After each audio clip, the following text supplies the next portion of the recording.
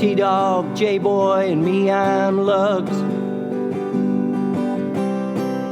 Our pride and joy is pumping our mugs. Be careful, kids, it could get rough. We're flipping our lids on sports and other stuff.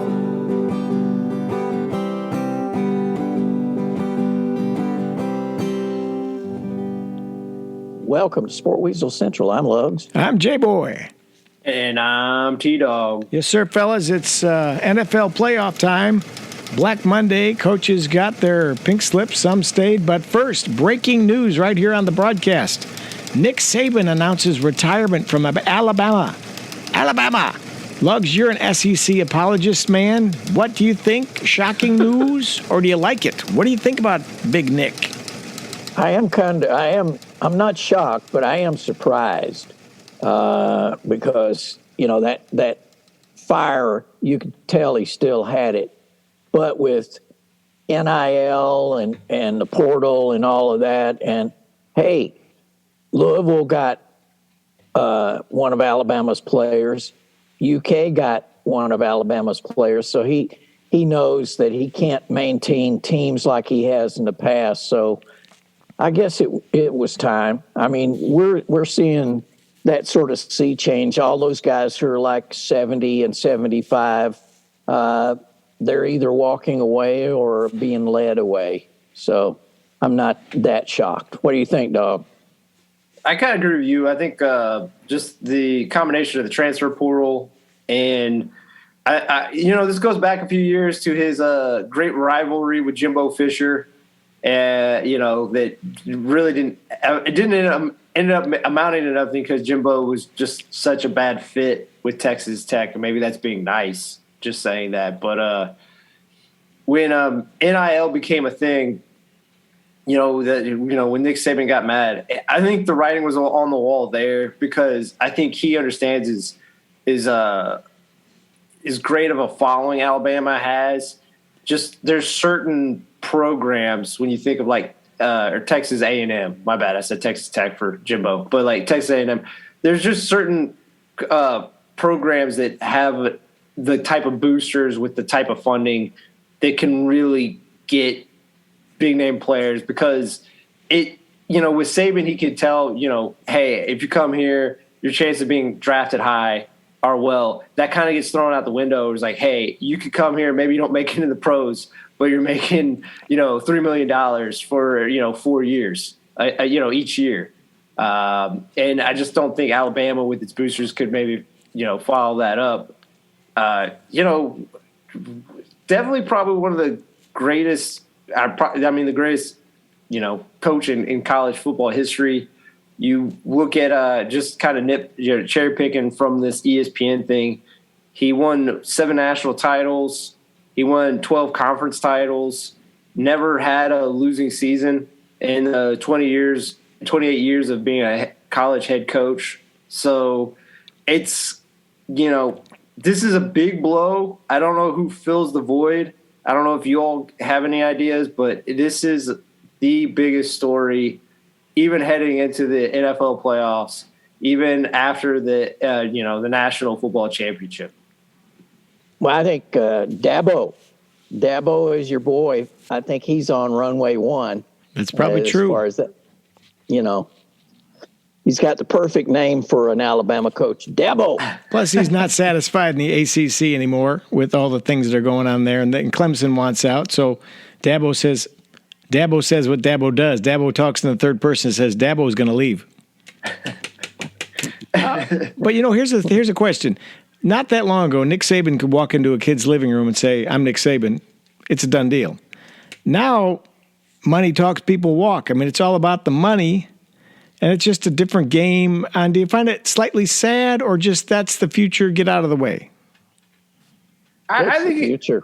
I think it could be a combination of both. I mean, it's sad that, again, one of his biggest assets is his way of being a promoter for, his program. And, if you look at the track record for a lot of guys, it worked. right? A lot of more guys have probably been drafted during his tenure at Alabama who got drafted high within the first 3 rounds than probably any other coach, right, in college. Yeah. So like he wasn't really lying about it, but he, you know, on the other side is like, hey, if there's a market for guys to get paid, particularly when you look at some of these media contracts that, you know, the Big Ten and the SEC are getting, that these players at one point weren't getting to touch, you know, I think it is right that they get to touch it. Now, again, just because I'm okay with the players getting money, like, you know, when Matt Rule comes out and says, hey, if you want a quality quarterback in transfer portal, you have to at least start at $2 million for him. That's where this gets kind of insane. True. So, Yeah, it's all about the money. I mean, the era that we're talking about is dead. Yeah. It's gone. It's all about the Benjamins now. Kids don't care. You pay. It's like the guy from USC, that second string quarterback who moved over to Boise State. I mean, what do you think happened there? That was a guy who just said, I'll take that cash and I'll go play for the Mustangs or whatever they are. That's the Broncos, the Boise State Broncos on the Smurf turf, the blue artificial turf. Yeah. Yeah, So that's it's about the money. I mean, all of these coaches that are in their 60s and 70s, they'll be getting out soon enough because they're just not going to want to deal. It's not in their wheelhouse. Now, a few of them will survive. And I got to say, Saban, you know, he changed himself a couple of times in the past 5 to 10 years for sure to get things done to win championships. But when Alabama's defense can't get as many 5 stars as they've been getting, or offense either, it's, you know, for Nick, he's going to walk away, and I don't blame him. And I think the other thing is you just look at the last few years again, and you could say it's NIL, but like, you know, since they got Julio, they were getting all these top level wide receivers for a long period of time. Mm-hmm. And now all of a sudden it looks like Ohio State has kind of cornered that market with Brian Hartline being the wide receivers coach and them getting stud after stud after stud wide receiver.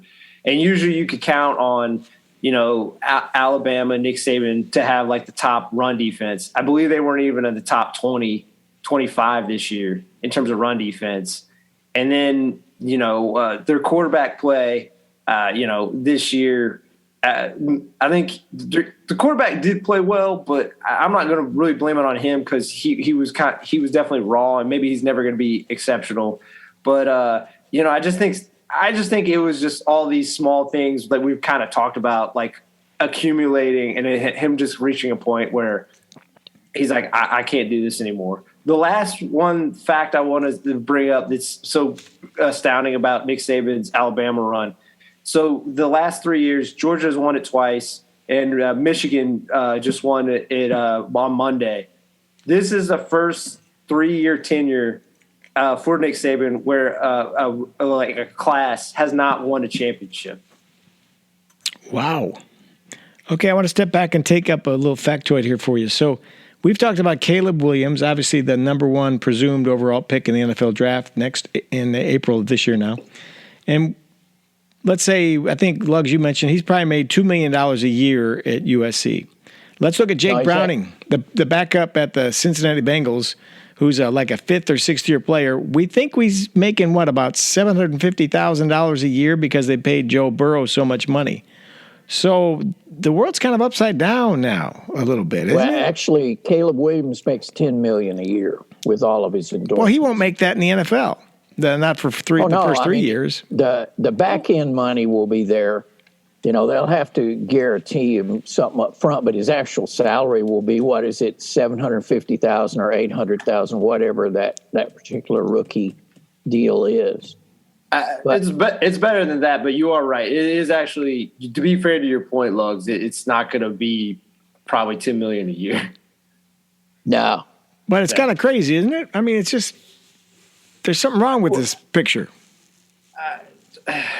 No? I mean, But it's TV, it's eyeballs, right? That's what we're talking here. I agree with Lugs on this. I actually kind of both. It is crazy, but at the same point, like you look at the numbers for college football, they're big enough that these players, if you want to be on like the primetime games, that be in the playoffs, particularly next year when it goes to 12. the new format, you gotta divvy up that money. So, and particularly in the SEC, how they've changed it. You look at how much more difficult it's going to be. Like if you were like Illinois, let's say you have to face Penn State, Ohio State, and Michigan. All of a sudden, now you're going to have to face USC, Washington, and possibly Oregon. Mm-hmm. So that's 6 games out of your thing. You don't get to load up on cupcakes or the mediocre low-tier teams of like Indiana and Rutgers, Akron, Buffalo, Northern Illinois. So you have to have higher level players. So like it actually kind of feeds more into like having to pay players more. All right, well, let's segue right into that national championship game. Michigan wins, and Lugs, to much to Lugs' chagrin, Jim Harbaugh is a national hero, and he will soon be in the NFL once again to coach a team. Let's just say it, the Chicago Bears. Lugs, your thoughts on the national championship game, what you saw, what you thought, and what about that Jim Harbaugh guy? Is he done as a coach in the college ranks?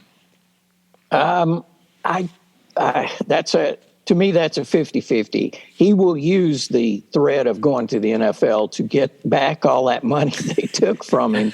All the money he put on the shelf? I can tell you that man is a competitor, and he will want his cash back.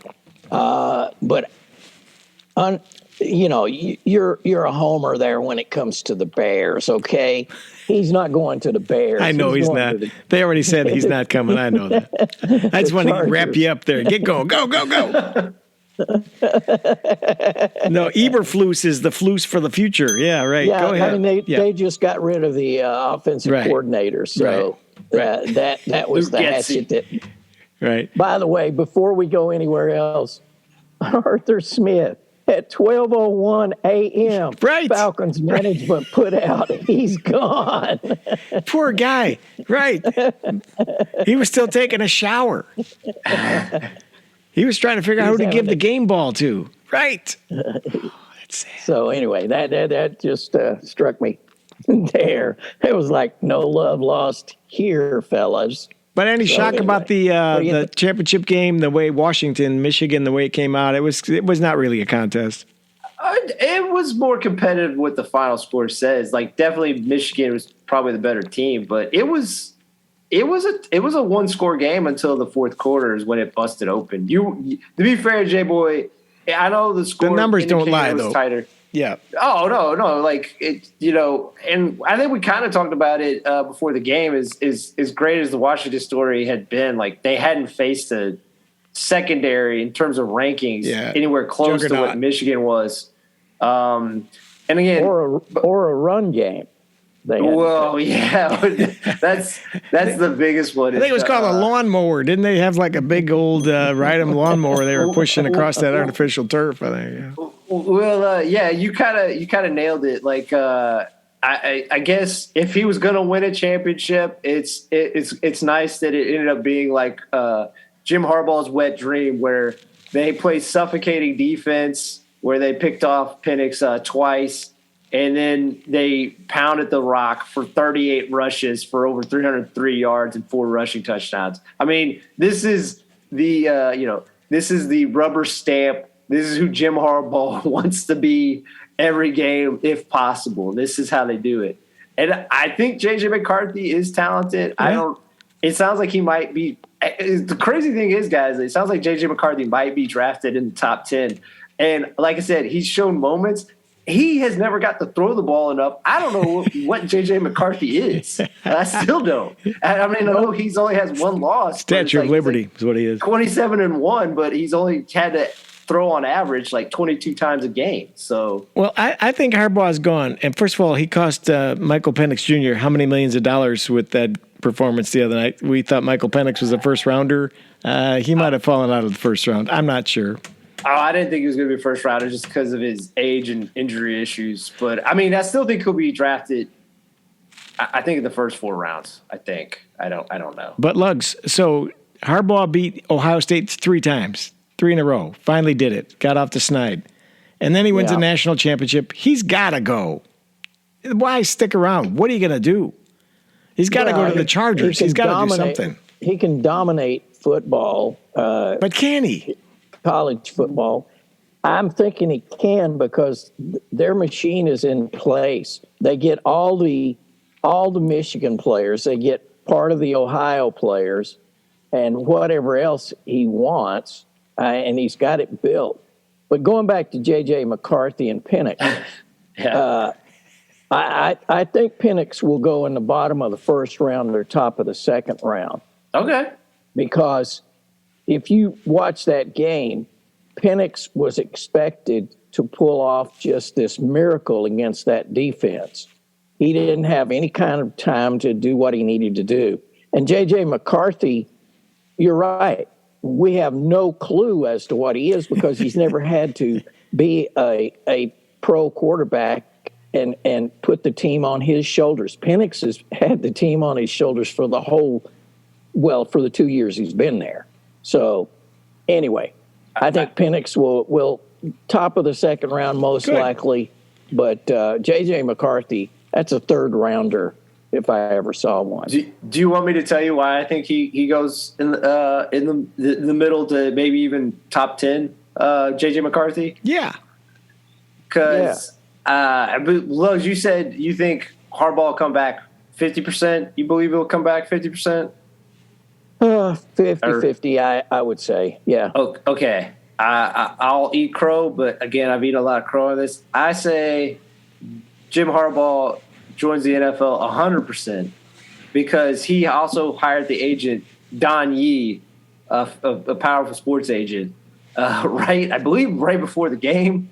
So, like, you don't hire him. I believe Don Yee has represented Elway and Marino at points in his career. So, like, he's looked the last few years to get in the NFL, and it sounds like the speculation early on is possibly he ends up being with the Raiders. Yeah. And if he gets that Raiders job, he's drafting J.J. McCarthy there. To be fair to your point, Lugs, if it's not Jim Harbaugh, I don't see J.J. McCarthy going in the first round. I agree with you on that. But I think Harbaugh if Harbaugh goes to a place, he wants his guy J.J., and that's why he ends up there, is that one team wants that guy that much.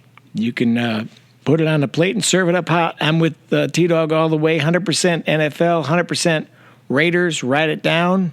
And you're wrong. Look, I wish I was wrong. I think Antonio. Look, I'm not going to speak for J-Boy. I think if you look at what Antonio Pierce has done, and how much it feels like the team likes him, he should get the job. But right. That team's called the Carolina Panthers, my friend. Carolina Panthers. That's where your boy Pierce will wind up. But it just feels like, we went through this. Why am I blanking on the guy a few years ago after the John Gruden fiasco? He's now the special teams coach for Green Bay. Yeah. He was a coach. He was a coach for him that year.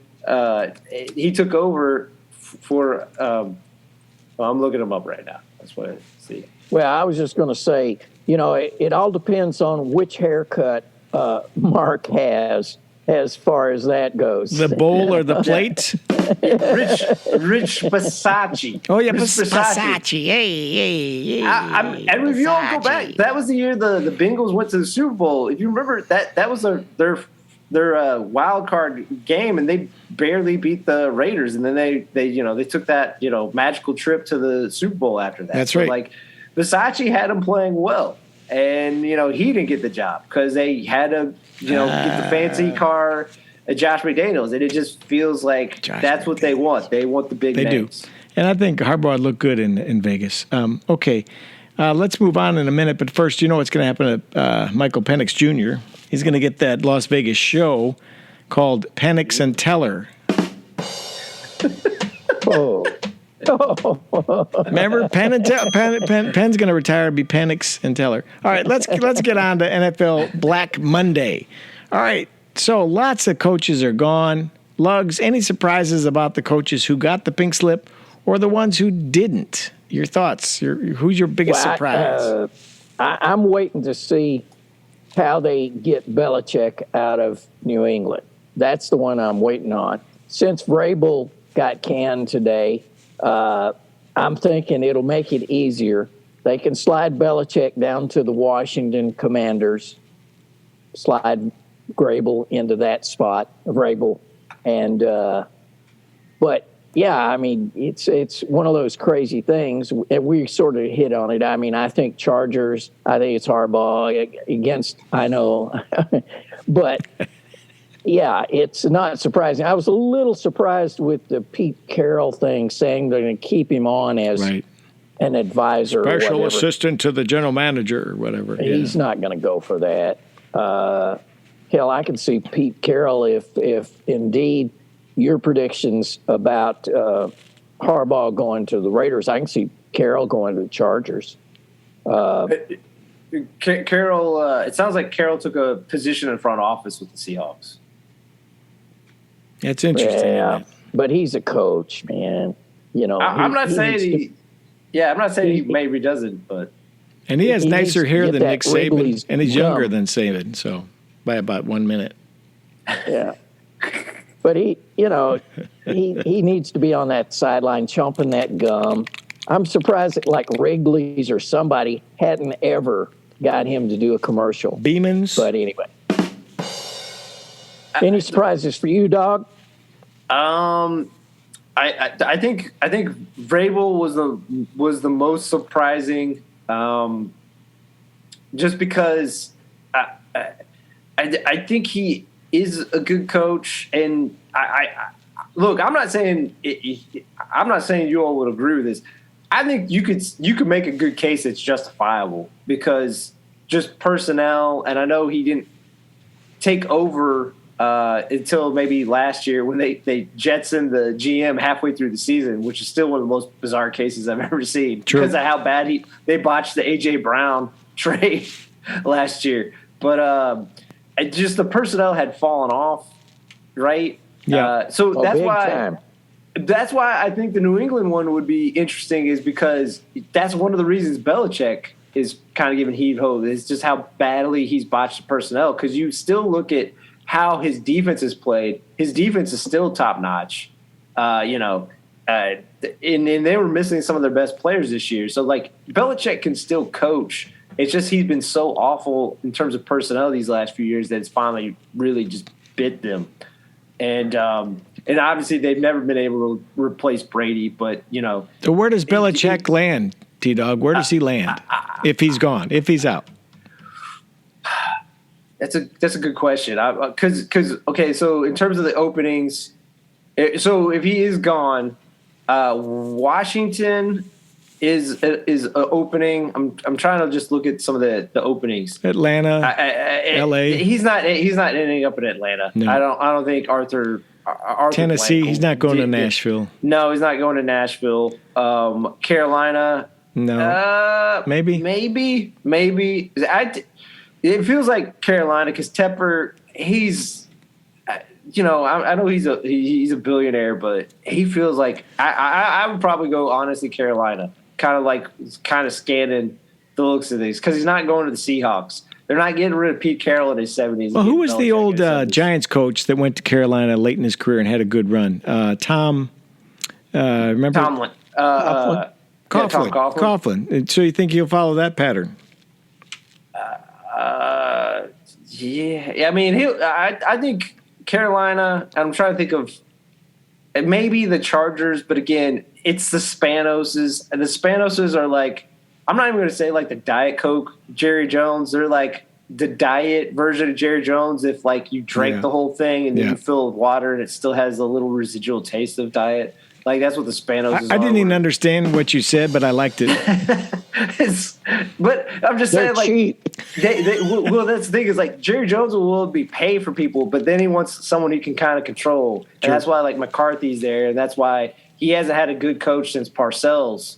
He can't have someone who has a strong personality. The Spanoses feel like that ever since Marty Schottenheimer. If you look at their coaches, I'm not saying they haven't had some talented coaches in between there, but they're kind of like people that feel like they can be pushed over a little bit, like Norv Turner.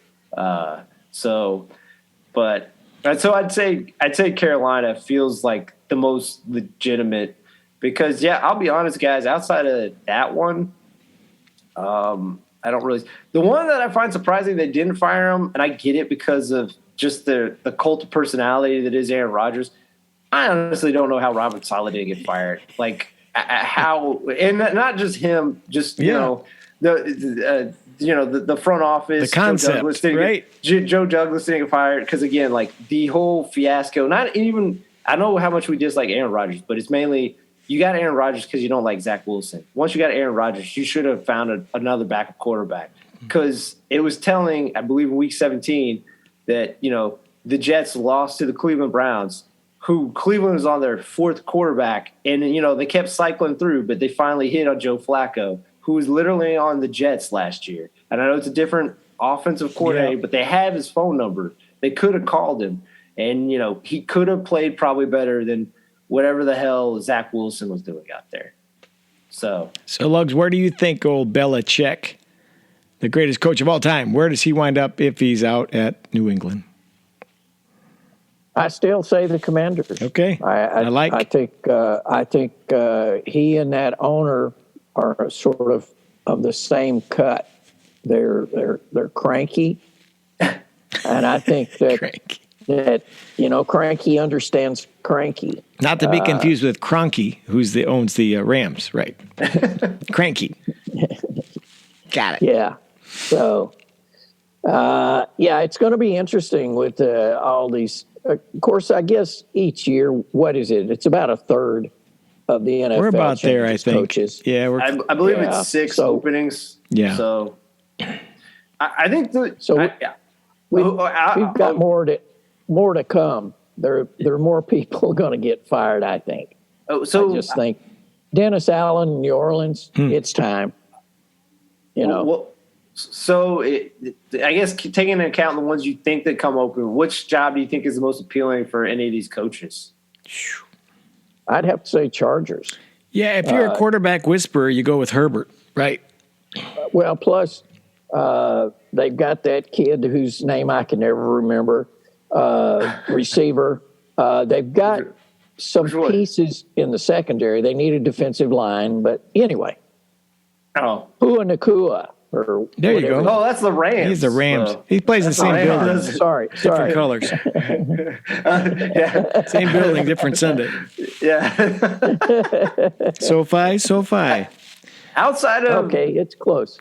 Yeah, no, it's close. You're right. It's in the same zip code. Blue, gold, powder blue.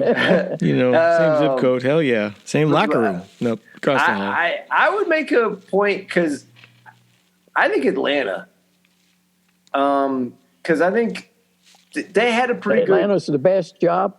I think because this is the main reason why. Yeah. Here's the main reason why they are missing a quarterback. Which, to be fair to your point, that's why the Chargers probably maybe still is. Actually, I thought Atlanta. Desmond Ridder was the answer, but obviously I didn't know the question, so I'm taking a flyer on that. Hey, we all eat crow on this show. That's the greatest. Wow.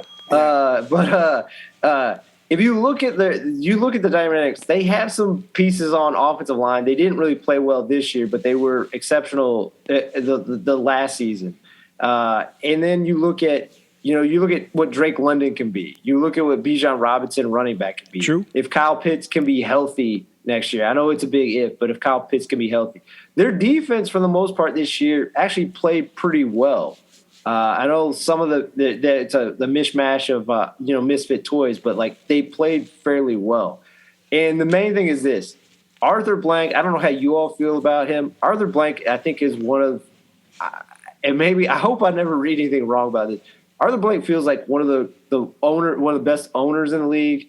I think it did kind of hurt him to let Arthur Smith go. I know they let him go quickly, but it sounds like if you read before the season, they really believed in Arthur Smith. I don't think their relationship was tenuous. They gave him the shot because he really believed hopefully this makes you feel better, J-Boy. Arthur Smith truly believed in Ritter too. Because remember, like during that Lamar thing, they could have took a run at Lamar and they didn't because Arthur Smith believed in Desmond Ritter. And Arthur Blank did. I think both of them did. I think he did too. Yeah. So, but that's the thing is I like about Arthur Blank is I think he is a fairly stand-up owner. He is willing to put money into the team, and he'll give guys time. It's not going to be like what you're going to deal with in Carolina. So I think that's why. And also just this, like the Spanos, again, you have Herbert, but outside of that on their offense, their offense is a bunch of guys, and they're $40 million over. So they're going to have to like cut a lot of guys around Herbert. So I don't know how good the roster will be around him. So. All right. Well, so we're about 32 minutes past the hour, and it's a chilly 19 degrees tonight, but we'll get to that in a minute. I want to get into sports of yesteryear in a minute, and then we'll talk about the playoffs. But first, one more observation on the coaching carousel, switcheroo, NFL Black Monday. Here's my theory. Lugs, you're not going to like it. All right. The Bears kept Eberflus, but they fired the whole offensive staff, including Luke Getsy, who I think Tony Romo called Luke Etsy on the national broadcast on Sunday, if you caught that, and he had to correct himself. It was actually kind of funny. Romo is just a loose wheel. But anyway, I think that means they're going for Caleb Williams, and they're going to get a real quarterback whisperer because we know Eberflus is a defensive coach, and I think it's a done deal. Justin Fields will be gone after that performance against Green Bay. What do you guys think? Oh, I think you're right. That was Justin Fields' time to at least show that he belongs as a starter, and he had a couple of moments. He did, but overall, no, I think he's gone. I don't think you can pass on a Caleb Williams on paper and on tape. We've not seen anything like him. Well, maybe Kansas City, our boy there, but you've got to take that. And Chicago has whiffed on so many quarterbacks. Endlessly. Yep. It's not even funny. So I think they have to take the shot. And I can see Fields. I can see Fields in Atlanta. I think that with Bijan Robinson in that backfield and Fields being the runner that he is, like I've said before, he can be Lamar light. He can pull some wins out for them. So, what do you think, T-Dog? Is it a done deal? Caleb, number one to the Chicago Bears? I don't know if they prefer Drake May or Caleb Williams or maybe Jaden Daniels, but I do agree with you all that he is the Justin Fields is out. Because, again, you look at – it's never fair, and obviously it is an emotional thing, but, there's the rivalry in terms of – I mean, it's been lopsided in terms of actual record, almost since Brett Favre began starting between the Packers and the Bears. But you look at what Jordan Love did on that day where I believe he completed like 85% of his passes. Yep. He could have had a third touchdown. The guy's knee was out right when he maybe caught it. But regardless, Jordan Love was doing it without possibly his most talented. I'm not going to say his best receiver. His most talented wide receiver, Christian Watson, was not out there. So, and then Romeo Doubs, maybe one of his more reliable. Again, I'm not going to say he's one of his best, but more reliable. He was knocked out of the game early, but it didn't matter. It was Dante Wicks and the guy from Michigan State, Jaden Reed. Playing at a high level and, it's throwing to essentially sophomores and rookies. So that's a big black mark against Justin Fields because Justin Fields has a star receiver. Right. He's got a one who only had 64 yards receiving. Darnell Mooney, who we've seen in the past, and maybe he's still injured or whatnot, but he wasn't really a factor. They had Tyler Scott, who they drafted or probably around actually earlier than Dante Wicks, who had 2 touchdowns against the Bears on Sunday. He wasn't really a factor. And here's the main thing I'll go into. I know how great that game was, the last home game was for the Bears, where Justin Fields played well against, again, like I said, Atlanta's defense played well for the most part this year. But people bought into it, and we had all these talking heads. And for the most part, I think we have stayed the course on this. Again, I don't think any of us dislike Justin Fields, but here's just the facts. For this season, this is from Adam Johns' from the Athletic piece. Among qualified quarterbacks, Fields finished the season 24th in QBR, 22nd in passer rating, 29th in completion percentage, 23rd in passing yards per game, 26th in adjusted net yards per attempt. And then his EPA per pass play this season puts him in the same conversation as Kenny Pickett and Zach Wilson. And there you go. So, again, these people that want to hype up Justin Fields, look, if you ever hear Justin Fields talk, I can understand why you believe in this kid. I think he's wired right. I think he's gonna make it into this league. I agree with Luggs. Maybe he gets on Atlanta if Ben Johnson takes that job from. I think he can turn Justin Fields into a good starting quarterback, possibly a multi-time Pro Bowl. I think he has talent.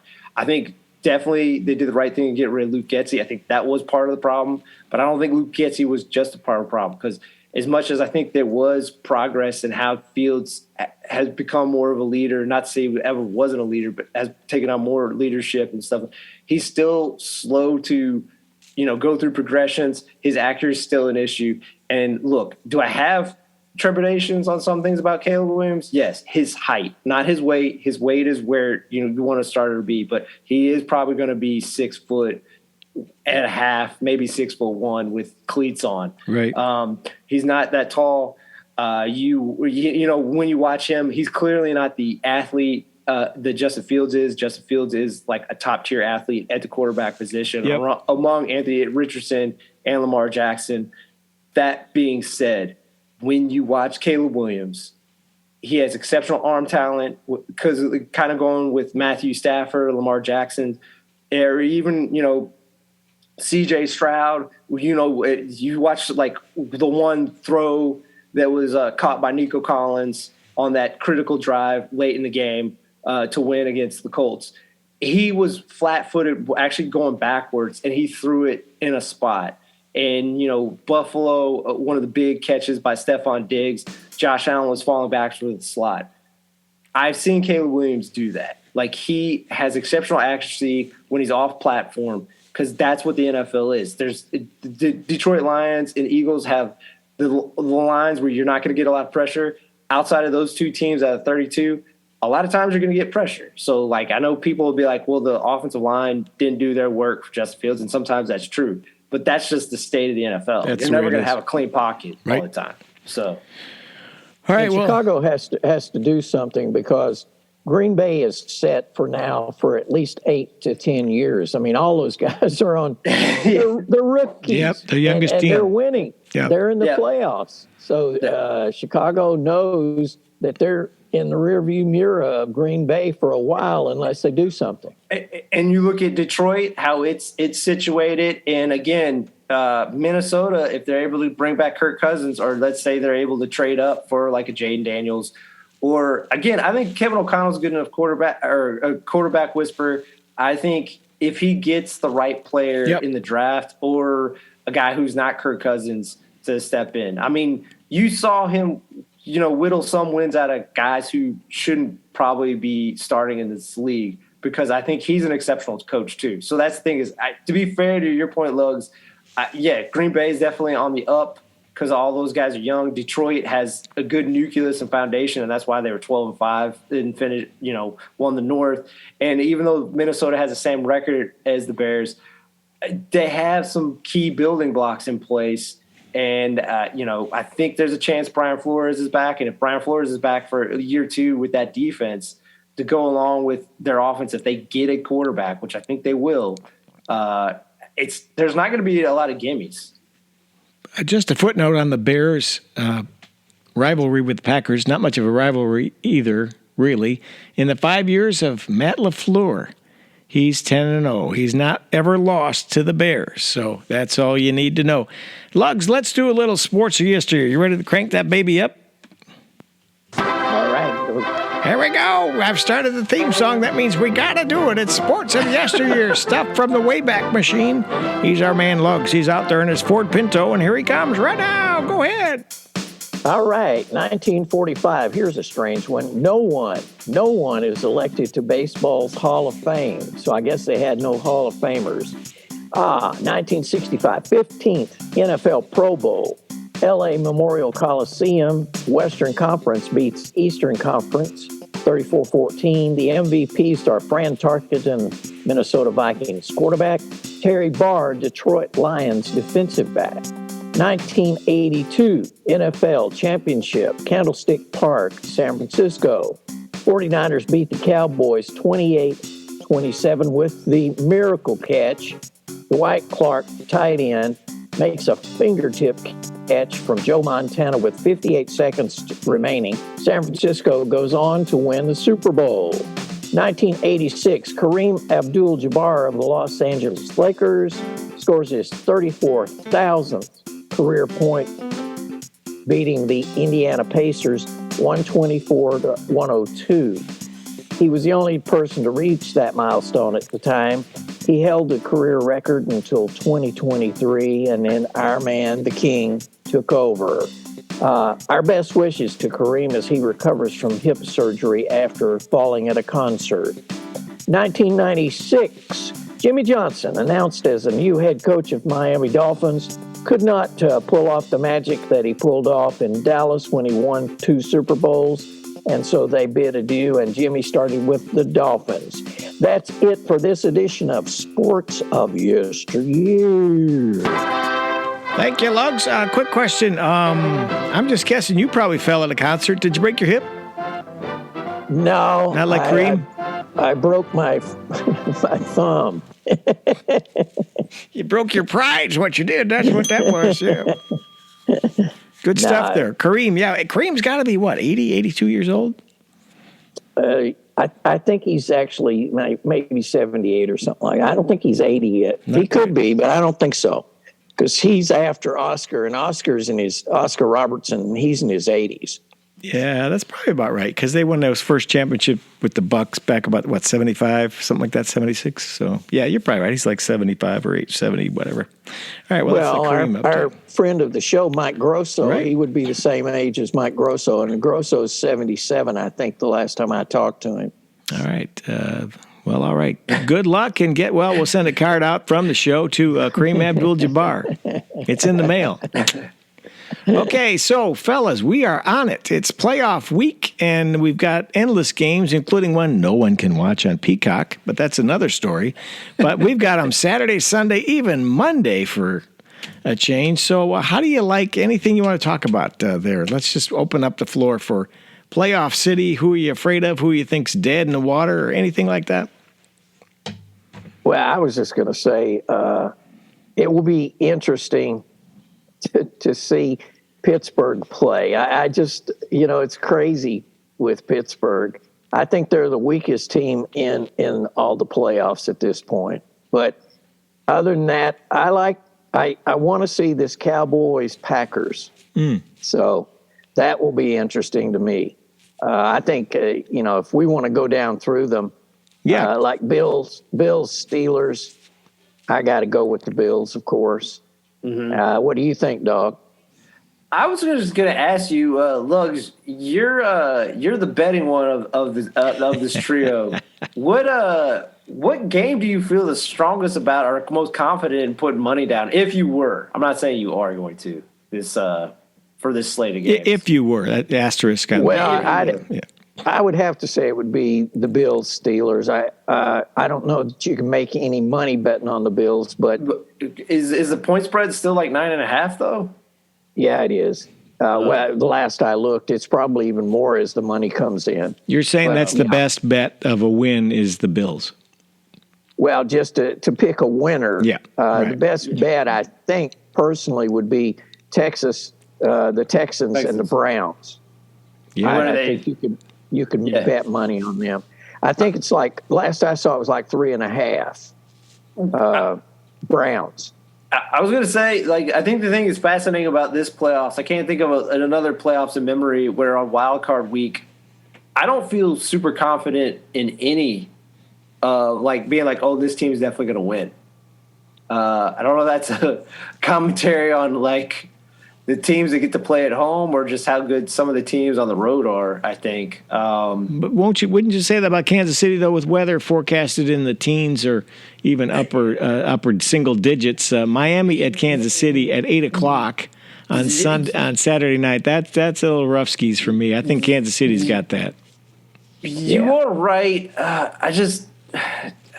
I think it's just how little confidence I have in that offense. And True. It's not really an indictment of Mahomes. The craziest thing is I've seen enough Kansas City games this year where Mahomes is – anyone who thinks Mahomes still isn't playing at a high level, he is. It just shows you how it's a team sport. Like, Travis Kelce has not been Travis Kelce this year. And like I said, I'm not going to kill him. I'm not going to bring in the Taylor Swift thing. I don't think that had a lot to do with it. I think it mainly had to do with he came back from that injury. He was out the first week against the Lions. I don't think he's ever been right. I think he's tried to battle through like a severe injury. And then none of these receivers, except for Rashid Rice, the rookie, has kind of come through. And literally week 17, he had his first catch of 20 air yards. Now, he had receptions longer than 20 yards, but, I'm just saying, like, a lot of his stuff is gimmick up is what I'm trying to get at. Like, they have to gimmick up, like, multiple plays just to get, like, a passing game because, MVS – I mean, I know they paid money to him. There's a reason the Packers let MVS go. Like, he just runs deep and occasionally catches the ball. It was a great move by the Green Bay. Your job is to run deep or catch the ball. What do you choose? Yeah.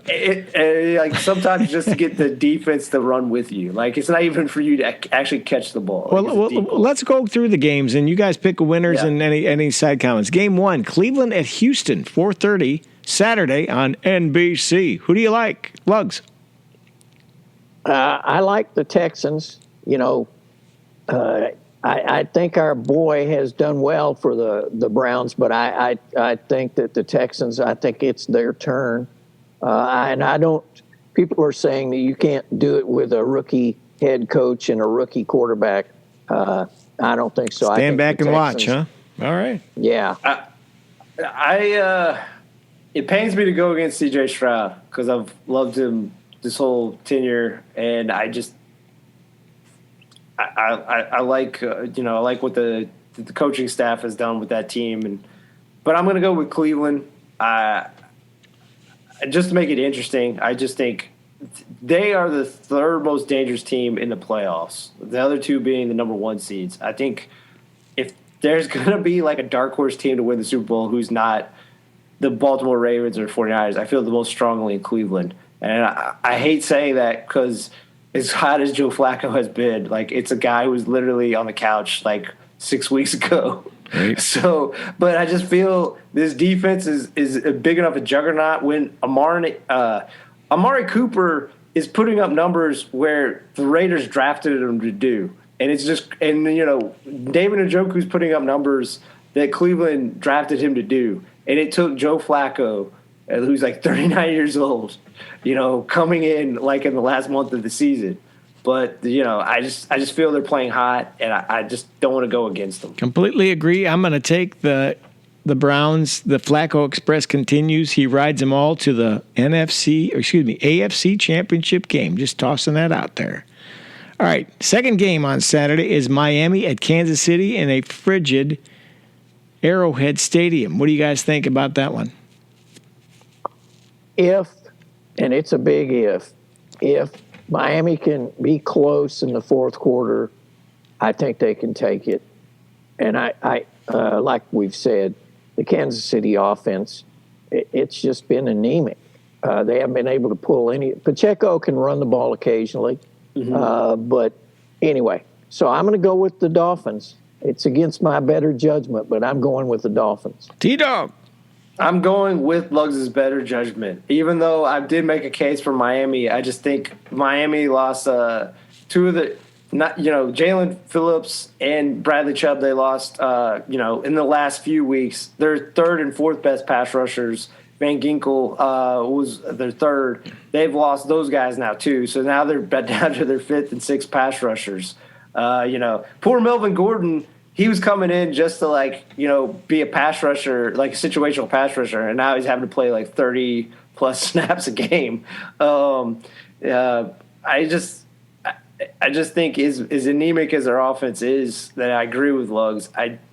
With the weather and with Patrick Mahomes versus Tua, who again I like Tua, but I'm just saying if it's coming down to Tua and Patrick Mahomes, I'm going with Patrick Mahomes, particularly at home. This is the Tyreek Hill Bowl, isn't it? So I'm going Miami and Tyreek.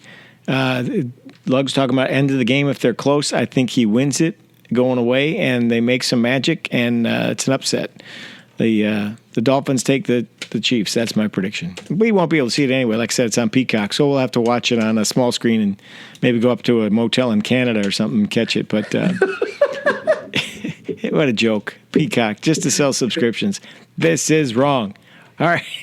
Saturday matchups. Let's start with those. We talked about a little bit Pittsburgh at Buffalo. T-Dog, I don't know if you picked a team, but let it rip. I would feel a little froggy if T.J. Watt was going, but unfortunately, like his brother J.J., it feels like he's always sporadically going to miss 3 to 4 games a year, if not more.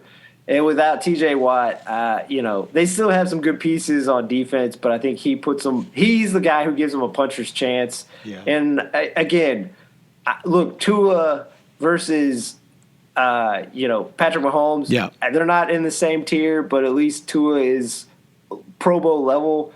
I know he's had some great wins over these last 3 weeks, but we're talking about Josh Allen versus Mason Rudolph. Give me Josh Allen all the time. I'm not going to overthink it. What do you say, Lugs, about that one? You like Buffalo. You like Pittsburgh. What do you like? Of course. I mean, it's Buffalo. Yeah. I just don't see the Steelers doing. The big win for the Steelers was the fact that, again, Tomlin, did better than 500. So that was like Super Bowl level for him and them at this point. So it's Buffalo. All right, that's 1 o'clock on CBS. That's on Saturday. We have 4:30 on Fox. Green Bay at Dallas, the McCarthy Bowl. Former coach of the Packers, coaching now his Cowboys. What do you guys think, T-Dog? You know what? I'm going with Green Bay. Wow. I just think I believe in LaFleur as a coach. I just think as good as Dallas has been, I think the offense of the Green Bay is more balanced, and Aaron Jones is really starting to play well. I don't know what happened against the Panthers like 3 weeks ago against Green Bay, where they gave up 30 points to an offense of the Panthers that I think in the last 2 weeks only maybe generated like 7 points. They were goose-egged, actually, week 18. But Green Bay against the Bears and the Vikings kind of shut them down. They have that talent. I just don't know why it hasn't been more reoccurring.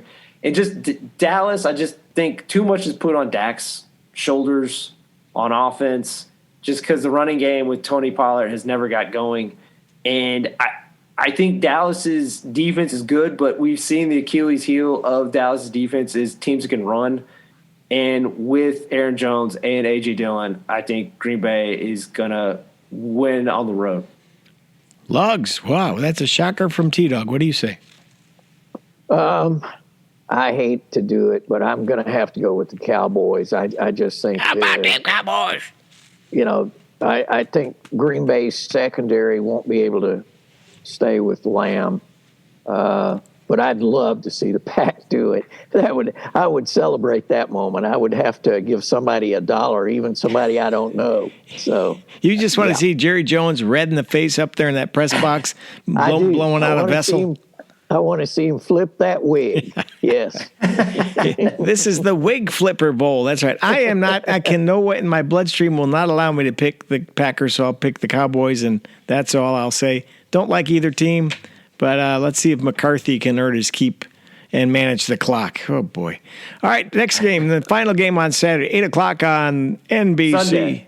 Sunday. Sorry, Sunday. You're right. Thank you. Sunday. L.A. at Detroit. How about that? Detroit wins the NFC North for the first time in 30 years. 8 o'clock on NBC. Thoughts, Slugs?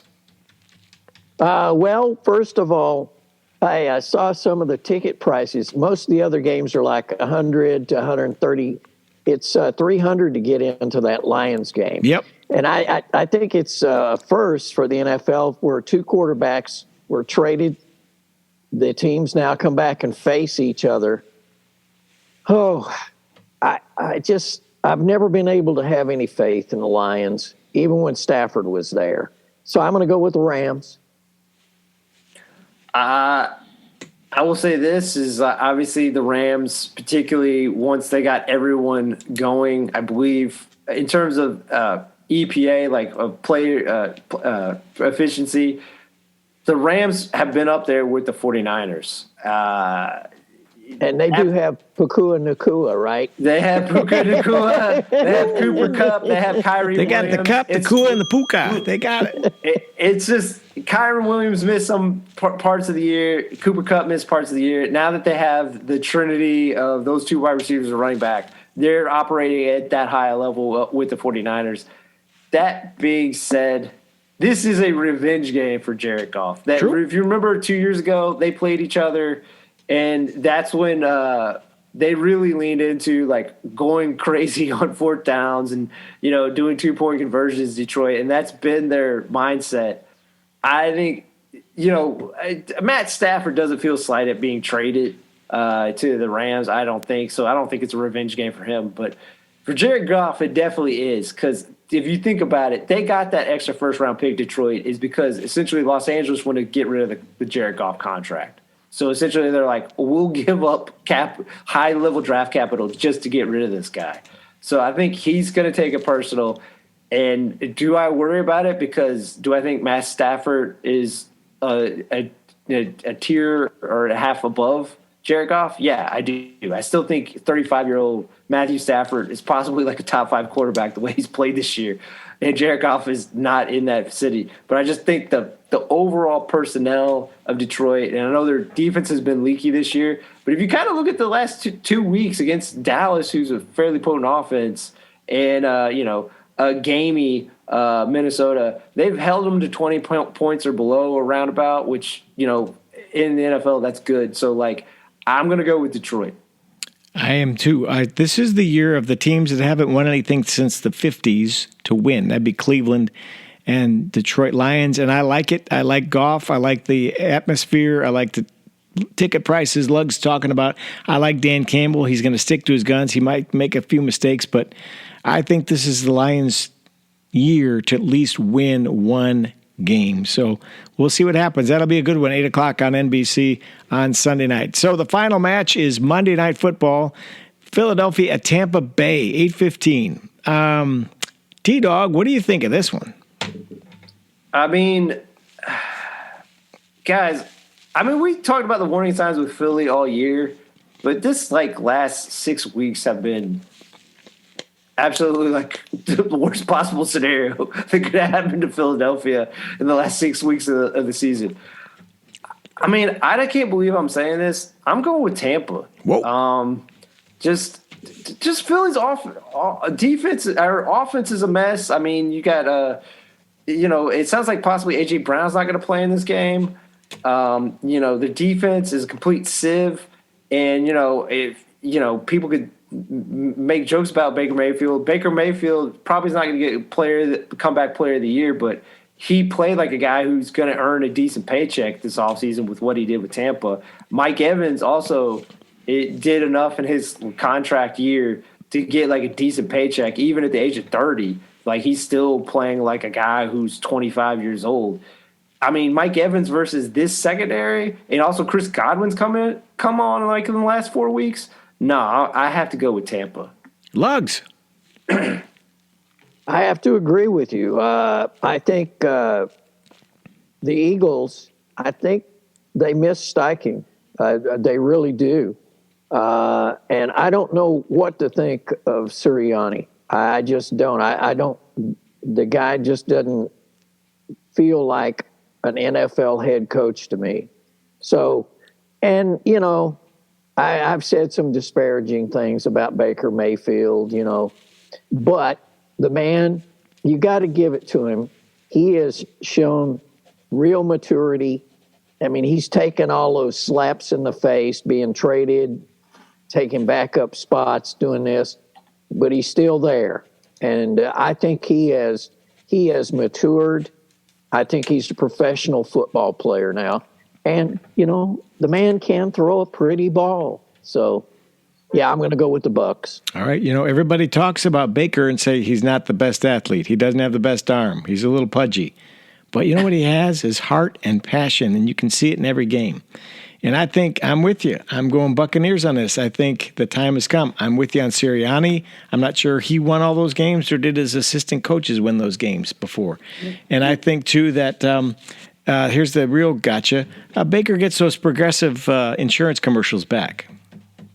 That's my theory. So, but I'm going totally Tampa Bay at home. Yeah, they're going to beat the Jalen Hurts Eagles. I think so.